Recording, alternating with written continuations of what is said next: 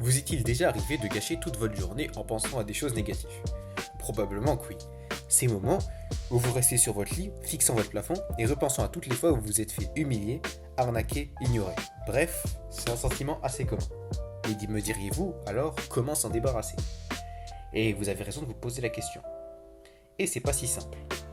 Et déjà s'en rendre compte, c'est la première des choses. Car beaucoup de gens, même les gens que vous jugerez les plus successful, ont eu des périodes où ils étaient moins productifs car ils s'étaient auto-sabotés.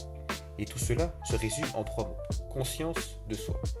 Quand vous vous réveillez et vivez votre vie en général, vous vivez une vie qui vous a été imposée par le système, ne vous laissant même pas le temps de réfléchir sur vous-même. Votre cerveau, qui a pour but de garantir votre survie, va exécuter des tâches sans trop réfléchir. Le truc, c'est que pendant une journée, on pense vraiment beaucoup. Selon certaines recherches de l'université de Stanford, on estime qu'un être humain en une journée pense 60 000 idées différentes. Parmi ces pensées, certaines sont neutres, d'autres plutôt positives et d'autres vraiment très négatives. Une attitude qui est assez commune à chacun d'entre nous, c'est d'accorder de plus d'importance aux idées négatives.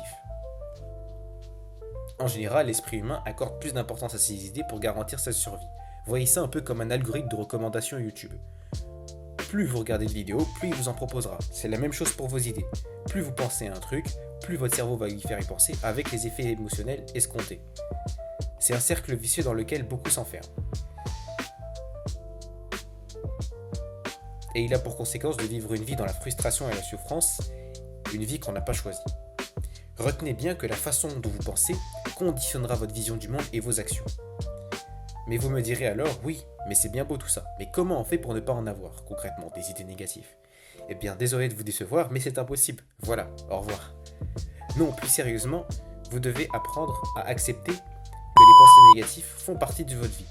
Et que ce n'est pas de votre faute. Vous êtes conditionné à en avoir. Par contre, ce que vous contrôlez, c'est votre attitude vis-à-vis de ces dernières. Comment allez-vous réagir? Soit vous allez continuer à y penser, et dans ce cas-là, vous vous enfermez dans un cercle vicieux, soit vous acceptez de vous prendre la distance avec ces pensées et de vous dire qu'elles ne vous définissent pas. Par exemple, si vous venez de penser à la dernière fois où quelqu'un vous a manqué de respect, méprisé, mal jugé, forcément, vous allez être très en colère. Et c'est tout à fait normal après tout. Qui ne serait pas en colère? Et vous n'allez pas accepter que cette situation vous est arrivée et à y penser toute la journée. Ce que vous devez faire plutôt, c'est simplement de ne vous pas laisser méprendre par votre ego et analyser la situation de façon logique et rationnelle. Et de vous dire que si cette personne vous a manqué de respect, c'est probablement pas parce qu'elle a un problème avec vous, mais plutôt avec elle. Et que cela ne vous définit pas. Et certainement qu'elle aurait dû faire ça à d'autres personnes. Et que qu'importe la façon dont vous aurez pu réagir, par le passé, cette situation est révolue. Et vous êtes passé à autre chose. Autrement dit, ne laissez pas la sphère irrationnelle, c'est-à-dire vos émotions, juger vos pensées. Mais plutôt une analyse assez logique et froide de ce qui se passe dans votre tête. Je dis pas que ce sera simple, mais c'est au fur et à mesure en apprenant à avoir confiance en soi et en apprenant à vivre avec soi-même que ces pensées vont petit à petit disparaître, voire être très peu présentes.